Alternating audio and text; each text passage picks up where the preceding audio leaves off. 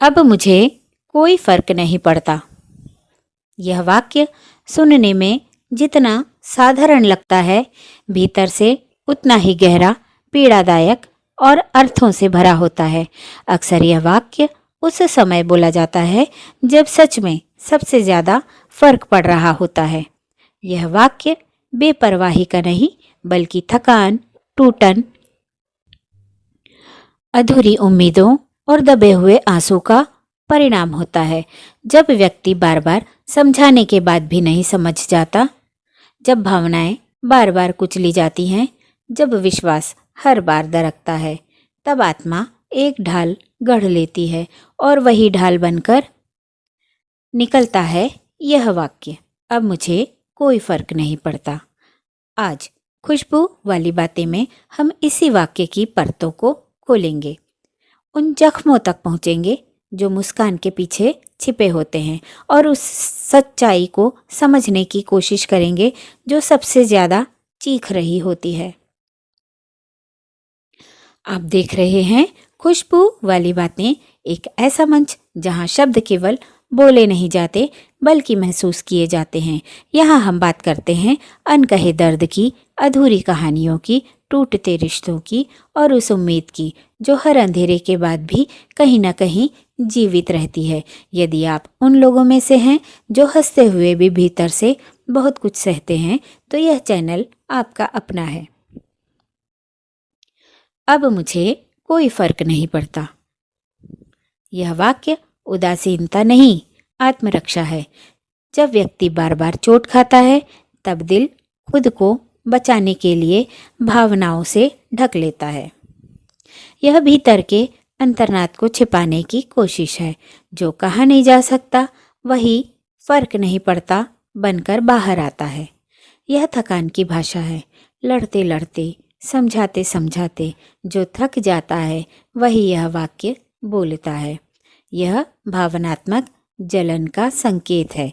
जब दिल बहुत कुछ सह चुका होता है, तब वह सुन्न होने लगता है।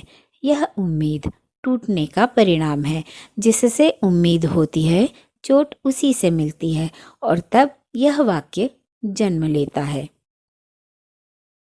यह रिश्तों में असंतुलन का दर्पण है, जहाँ एक देता रहा और दूसरा अनदेखा करता रहा। यह आत्मसम्मान की आखिरी रेखा है। जब व्यक्ति खुद को और टूटने से बचाने की कोशिश करता है, यह रोने से बेहतर चुप रहने की मजबूरी है, क्योंकि हर आंसू को समझने वाला कोई नहीं होता। यह भावनाओं को स्थगित करने की प्रक्रिया है। दिल महसूस करता है, पर दिमाग उसे रोक देता है। यह बार बार की उपेक्षा का परिणाम है।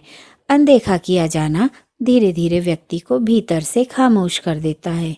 यह एक मानसिक कवच है जिससे व्यक्ति खुद को और चोट से बचाता है। यह विश्वास टूटने के बाद की भाषा है, जहाँ भरोसा दोबारा करना असंभव लगने लगता है। यह प्यार से थक जाने की स्थिति है, जब प्यार देना बोझ लगने लगे। यह समझे न जाने की पीड़ा है, जब कोई आपकी भावनाओं की गहराई तक पहुंचना ही न चाहे। यह आत्मसंवाद का विराम है। व्यक्ति खुद से भी बात करना छोड़ देता है। यह अंदर जमी उदासी की परत है, जो बाहर से सामान्य दिखती है, भीतर से भारी होती है। यह रिश्तों से धीरे धीरे हटने का संकेत है, जहाँ व्यक्ति मौजूद रहते हुए भी दूर रहने लगता है। यह भावनात्मक परिपक्वता नहीं, भावनात्मक चोट है। कई बार लोग इसे परिपक्वता समझ लेते हैं, जबकि यह दर्द होता है। यह अब बस कहने का दूसरा नाम है, जहाँ और सहने की क्षमता समाप्त हो जाती है।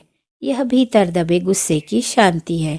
गुस्सा भी जब थक जाता है तो चुप्पी रह जाती है। यह सहनशीलता की अंतिम सीमा है। इसके बाद या तो व्यक्ति बदल जाता है या टूट जाता है। यह आत्मा की थकावट है, जो न दिखती है न समझी जाती है।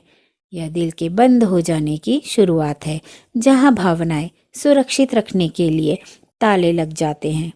यह मदद की मौन पुकार है जो सुनाई नहीं देती पर होती ज़रूर है।